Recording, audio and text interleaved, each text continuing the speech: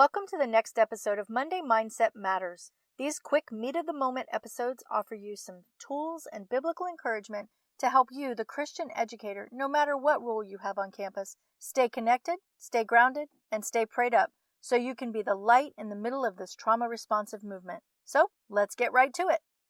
Welcome to the Society's Child podcast, where we have real conversations about being a trauma-responsive educator in the midst of a significant mental health crisis. Hi, I'm Trish Senzak, a former educator, compassion advocate, and Jesus lover, and I'm so grateful that you're here. Are you feeling confuzzled about your students' behavior and needs? You're not alone. If trauma-informed strategies leave you wondering, what's next? Don't worry. My friend, I've been there too. As a foster mom and a child of complex trauma mixed with my experience as a teacher, it's led me to finding a compassionate, whole child approach that's evidence-based, practical, and transformational, and I'm so eager to share it with you.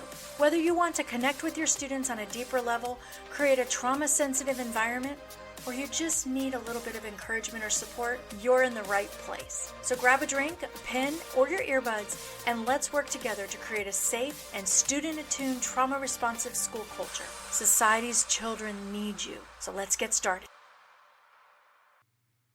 Welcome back, educators, for this Monday Mindset Matters. I'm excited to be here with you guys today, as I know many of you guys are starting school and getting things off on the right foot, and I pray that your school years are starting in the most blessed way that they can. So today I'm excited to be here talking to you about how you can welcome your students into your classrooms or onto your campuses in the most welcoming way possible. I know when I often go to places, I can find myself standing in corners, waiting for people to talk to me, looking around, feeling uncertain. The anxiety comes up. As much of a social person as I am, social situations where there are a lot of people and the mind chatter starts going in my head, it's big. The panic sets in, the social anxiety sets in, and all of that insecurity can come up. And I often have to, as I say, work my program and really calm the little girl inside of me down and really help her to understand that I'm in this situation and it's going to be okay. And I think it's very similar to what we have to do with our students. We as adults have years of experience on our kids. We have a point of reference that they don't have. So I thought it would be important for us to talk about connection with these kids and how important it is to make them feel welcome. So today's scripture comes from Matthew 18:5, and it says, "Whoever welcomes one such child in my name welcomes me." We don't often think about welcoming children as the same thing as welcoming Jesus, but I believe that this verse helps us embrace that. It helps us to connect with kids and helps us highlight that when we're not just being with them, but we're welcoming them in, we're also serving Jesus. So I have a few strategies for you today real quickly, because I always like to keep Monday Mindset Matters pretty simple. And I want to offer these 4 things for you in encouraging you to really work on your welcoming strategy. Number 1, I really want to encourage you to welcome each child with open arms.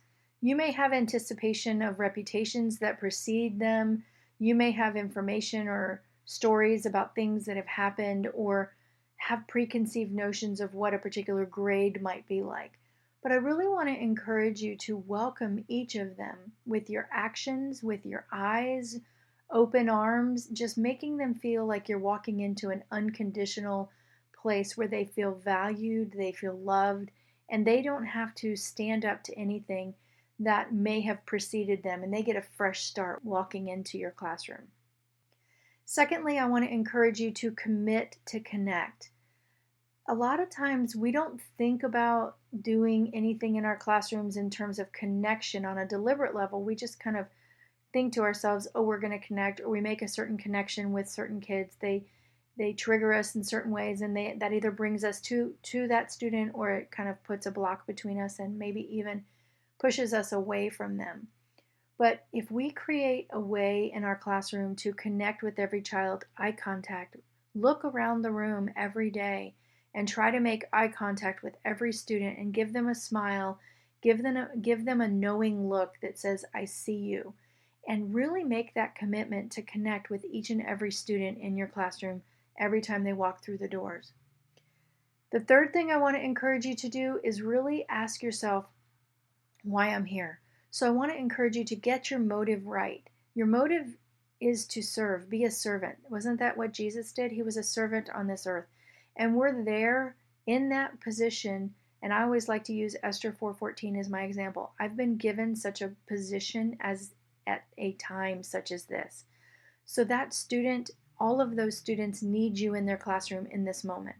We want to make sure that we're giving those opportunities and those connection opportunities to each of the kids individually and really be thinking along the lines of, I'm here to serve and I'm here to connect and I'm here to do Jesus's work. And if we're doing Jesus's work, that brings me to number 4. I want to encourage you to have the ability or ask yourself how I can mirror Christ's compassion. And if you embrace them as Jesus would embrace them, how is that different from the way a typical person would connect? I want to encourage you to be thinking about how Christ's love and Christ's compassion is different than a typical human would be. And this is hard to live up to, I know, and we can never be perfect in all this because we're not perfect. We're all striving to be better every day. But if we're trying to emulate Christ, what does that look like? Well, first of all, we have to have unconditional love. That doesn't mean your love is based on how well they behave. It's not based on the reputation that precedes them. It's not based on where they live or who their parents are. It's unconditional. Every kid gets equal love no matter what it is. Christ's compassion was also very sacrificial. And I know that it's hard for us as humans to do that, but his willingness to sacrifice for others, and you know how he laid down his life for us, what kind of sacrificial love, or where can we sacrifice our time? Where could we sacrifice a little bit of extra for our kids? And finding ways that we can just make sacrifices and realize teaching is a lot about that, but maybe there's an area for some of these kids that we can go above and beyond. Another way that Jesus's compassion was extra is it was really making sure that he included everyone, including the marginalized, the ones that are poor, the ones that don't dress as well, the ones that might have a yucky attitude or maybe some ugliness in their personality. And if we're doing all that, we can actually step into that healing power that Christ is through us. We don't have to do the healing. If we're inclusive, if we're sacrificial, if we give unconditional love, that compassion that we're doing and giving, it also results in emotional and physical healing in ways that we can't see, and even spiritual healing. Even if you're in a public school, we're not able to talk about such things. However, all of these kinds of things, and it makes a big difference. So I really want you to think about how you are committing to connect with these kids and welcoming them all in with that motive of service, and so that you can mirror Christ's compassion in all that you're doing. Here are a couple steps that you can walk away with when you're thinking about this type of welcoming for a kid. Number 1, make a conscious effort to reach out and include every single student, even if they feel or come from a marginalized place, even if they don't speak the language. Many of us have kids in our classrooms who have very little English skills, and it may feel intimidating. It may feel hard or big to reach out to them. Find a way to offer a kind word or a gesture, a look that basically speaks that unconditional love to them. So that's one thing that you can do. Another thing that you can do is give a spirit of patience in a way that goes above and beyond. When others would typically respond in frustration or anger because a particular behavior is happening over and over and over and over again, sometimes that little extra grace, they don't deserve it, but you're still giving them that sense of grace. Take time to pause and pray. Take time to think before you answer, and really ask God for his Christ-like compassion to overcome you, his Christ-like patience to overcome you, so that you can model that forgiving nature of Jesus. Because a lot of times we want to respond in a way that is really reactive. It's not a response.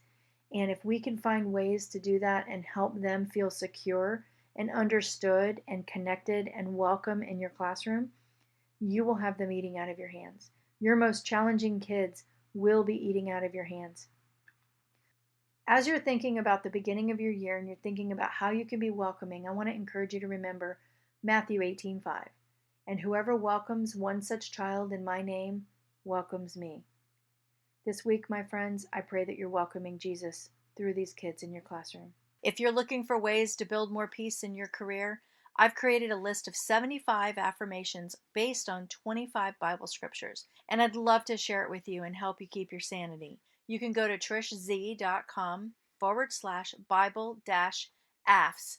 That's AFFS for affirmations. I'll also leave the link in the show notes for you, too.